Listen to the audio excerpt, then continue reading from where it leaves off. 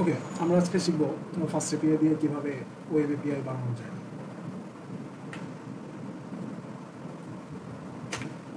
ফার্স্টে হচ্ছে introduction part, যে ফার্স্ট এপিআই জিনিসটা কি। Fast API is a modern and fast web framework for building APIs with Python 3.6।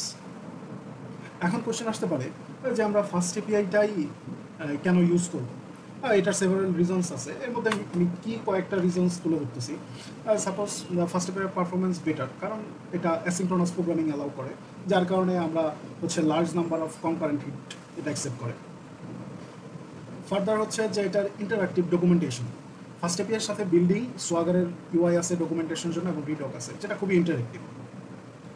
আরেকটা রিজন হতে পারে যে ডিপেন্ডেন্সি ইনজেকশন সিস্টেমটা, যেটা খুবই ইজিলি ম্যানেজ করা যায়, যে ডেটাবেস কানেকশনগুলো, তারপর হচ্ছে আদার সার্ভিসগুলো খুব ইজিলি ইনজেক্ট করা যায়। এছাড়াও আরও রিজন হচ্ছে এক্সটেন্সিবিলিটি। আমরা চাইলেই অন্যান্য ফ্রেমওয়ার্ক আর লাইব্রেরির সাথে এটাকে এক্সটেন্ড করতে পারবো অথবা ইন্টিগ্রেট করতে পারবো, লাইক এসকিউএল, এনকেমি, পাইডেন্টিক, ওঅথ। এরকম আরও অনেকগুলো রিজন আছে, এর মধ্যে আমরা বেশ কয়েকটা কারণ তুলে বললাম।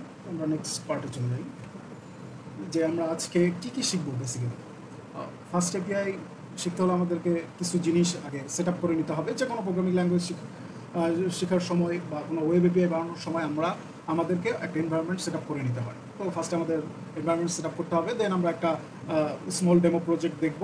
তারপর আমরা এটা করতে গিয়ে কী কী চ্যালেঞ্জ ফেস করছি এবং সেগুলো কীভাবে ওভারকাম করলাম, এবং লাস্টে আমরা কনক্লুশন পার্টটা দেখব। তো আমরা নেক্সট পার্টে যাচ্ছি, এনভায়রনমেন্ট সেট আপ। তো পাইথনে এই ফার্স্ট এপিআইতে এনভায়রনমেন্ট সেট আপ করতে হলে আমাদের কিছু কমান্ড লাগবে। সেই কমান্ডটা হচ্ছে যে পাইথন এন বিএনবি, তারপর আমরা যে ইএনবির নামটা দিতে চাই, তারপর হচ্ছে যে এটা অ্যাক্টিভেট করতে হয়। আমরা এটা পরে দেখবো কীভাবে অ্যাক্টিভেট করে, যেহেতু আমার ওয়েস হচ্ছে উইন্ডোজ, সেই জন্য কমান্ডটা হচ্ছে এটা, বাট এটা চেঞ্জ হয়, ডিফারেন্ট হয়। তারপর হচ্ছে আমাদের কী কী লাইব্রেরি ইনস্টল করতে হবে, তো এটা আমরা ফার্দার দেখবো আমাদের কী কী লাইব্রেরি ইনস্টল করতে হবে। এখন আমাদের মনে কোয়েশ্চেন আসতে পারে যে আমরা এনভায়রনমেন্ট সেট আপটা কেন করবো, এটা কেন জরুরি। আমাদের এনভায়রনমেন্ট সেট আপটা জরুরি কারণ হচ্ছে যে আমাদের প্রজেক্ট ওয়াইজ কিছু ডিপেন্ডেন্সি থাকে এবং ওগুলোর রিকোয়ার্ড ভার্সন থাকে। তো এইগুলা যেন টোটালি আইসোলেটেড থাকে, যে আমাদের রিকোয়ার্ড এই প্রজেক্টের জন্য রিকোয়ার্ড ভার্সনগুলো কত কি, এগুলো সব একটা আইসোলেটেড অবস্থায় আমরা একটা ভার্চুয়াল ইএনবি বানিয়ে রাখবো, ওইখানে সব কিছু সেট থাকবে, যার সাথে পাইথনের যেন কোনো ধরনের কনফ্লিক্ট না হয়। এই জন্য আমরা এনভায়রনমেন্টটা আলাদা করে সেট আপ করে নিই।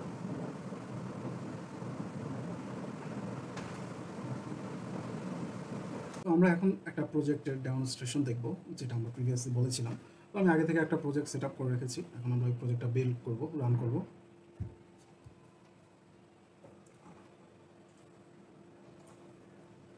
ওকে, আমি যেটা বলেছিলাম যে একটা আলাদা ইএনবি ফাইল আমরা রাখবো আইসোলেটেড অবস্থায়, যেন আমাদের ডিপেন্ডেন্সিগুলো থাকে।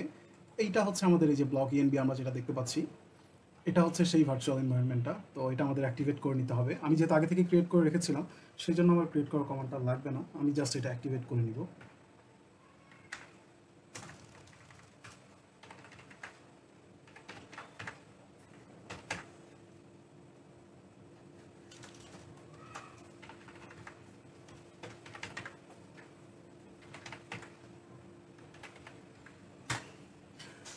এটা এখন অ্যাক্টিভেট হয়ে গেছে। তো যেহেতু আমার ওএস হচ্ছে উইন্ডোজ, এই জন্য এই কমান্ডটা, লিনাক্সের জন্য কমান্ডটা একটু আলাদা। তো আমরা প্রজেক্টটা রান করব। তো প্রজেক্টটা রান করতে হলে ফার্স্ট এপিআইয়ের একটা কমান্ড আছে, যেটা আমরা ওদের ডকুমেন্টেশনে দেখতে পারবো। এখানে যদি আমরা খেয়াল করি যে এইভাবে আমাদের একটা কমান্ড চালাইতে হবে প্রজেক্টটা রান করার জন্য। তো প্রজেক্টটা মেইন ডট পাই এই ফাইল থেকে রান হয়। তো আমরা এখানে দেখি এই আমাদের প্রজেক্ট ব্লক, ও এখানে মেইন ডট পিওয়াই একটা ফাইল আছে, তো এখান থেকে প্রজেক্টটা রান হবে। তো আমরা কমান্ডটা চালাই।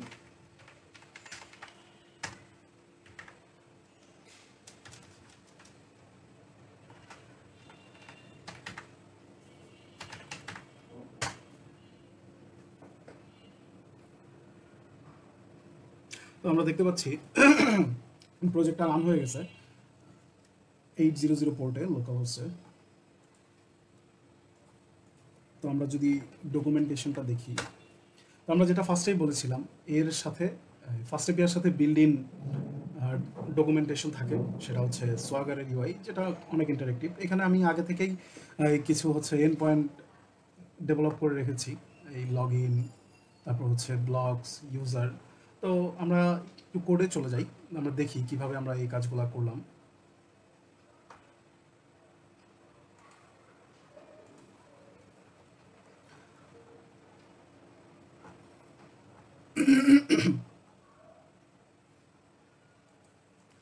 সব কিছুর জন্য ফার্স্টে হচ্ছে আমাদের একটা ডেটাবেজের সাথে কানেক্টিভিটি করতে হবে। তো এইখানে ডেটাবেজের কানেকশনটা আছে। আমি লোকালে আগে থেকেই একটা ডেটাবেজ কানেকশন বানিয়ে রেখেছিলাম। এই তো ব্লগস আর ইউজার, এখানে দুইটা টেবিল আছে। এই ডেটাবেজ ডট পিওয়াই এই ফাইলটাতেই আমরা মাইএসকিউএল এর সাথে ডেটাবেজের কানেক্টিভিটি করেছি। কানেক্টিভিটি করতে হলে আমাদেরকে এইভাবে করতে হবে।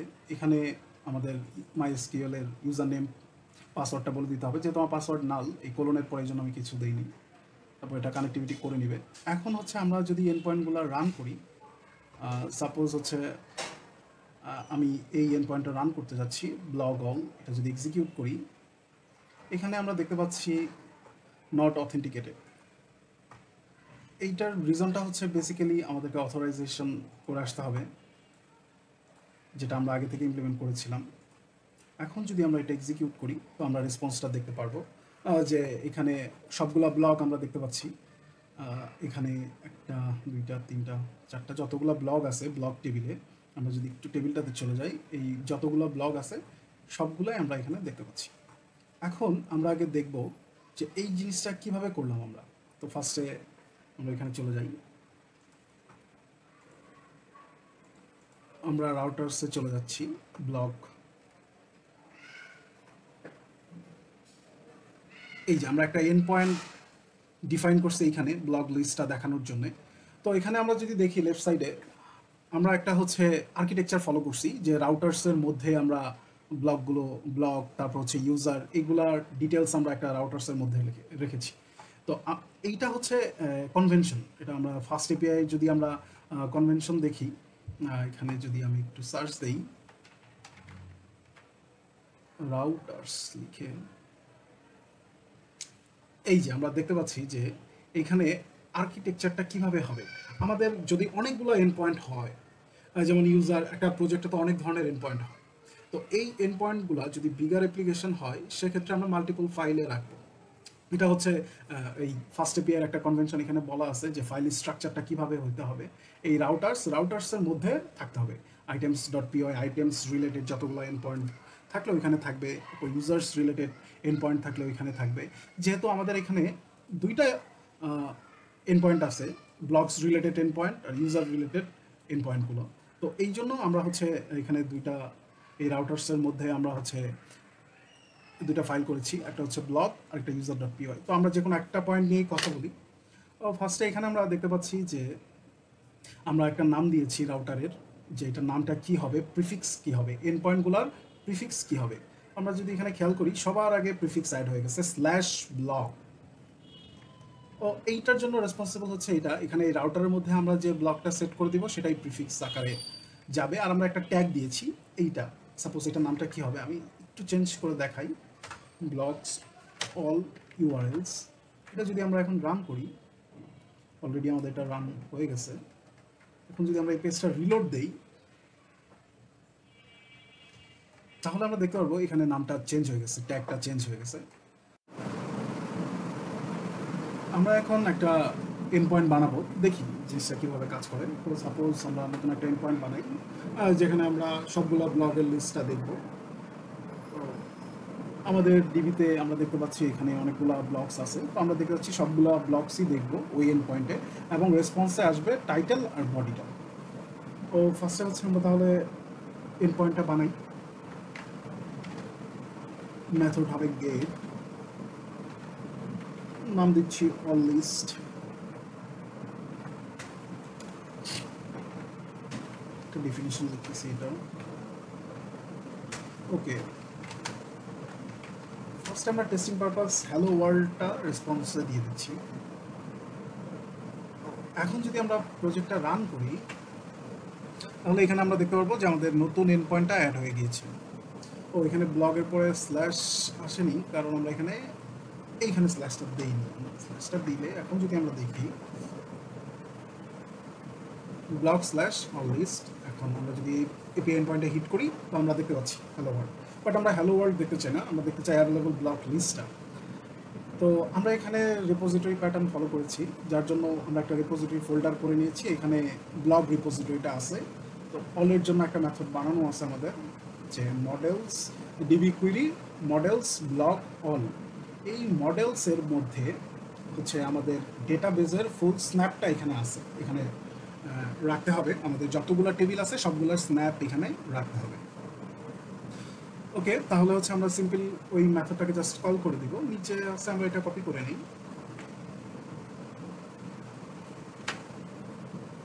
এখানে আমাদের ডেটাবেস কানেক্টিভিটিটা বলে দিতে হবে।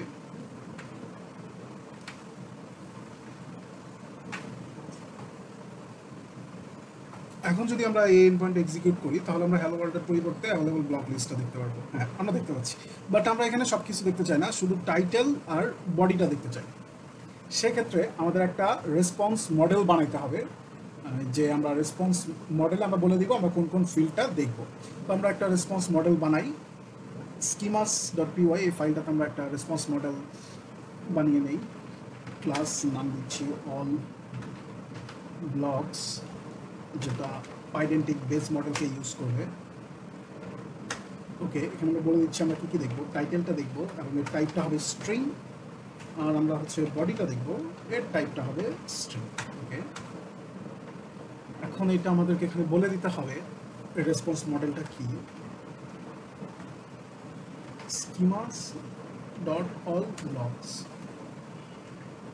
এখন যদি আমরা এই এপিআইটাতে হিট দেই,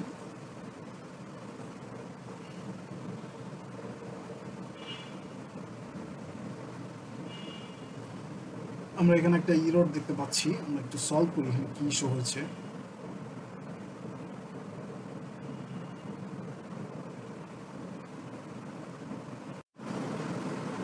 ও, আমরা প্রবলেমটা পেয়ে গেছি। এখানে প্রবলেম যেটা হয়েছে সেটা হচ্ছে যে এখানে এই অল মেথডটা আমাদেরকে সবগুলো ব্লক রিটার্ন করতেছে, বাট আমরা এখানে কি বলতেছি, একটা single all blocks response model expect করতেছে সিঙ্গেল, বাট এখানে তো সিঙ্গেল হবে না, এখানে মাল্টিপল ব্লক আসবে। সো এটা আমাদেরকে বলে দিতে হবে যে আমরা এখানে এক্সপেক্ট করতেছি লিস্ট অফ ব্লকস।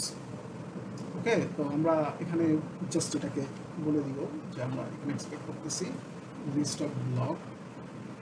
ওকে, এখন এটা ফিক্স হয়ে যাবে।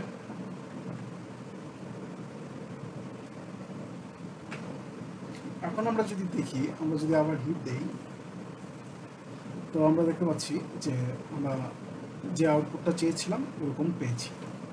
ওকে, এটা কিভাবে কাজ করলো, আমরা এখানে একটা গেট মেথড নিলাম, একটা এন্ড পয়েন্ট নিলাম, এটা একটা ডেফিনেশন বানাইলাম, দেন মেন ফাইলে বলে দিতে হবে এখানে আমরা ইনক্লুড করে দিচ্ছি এই ব্লক রাউটারটাকে।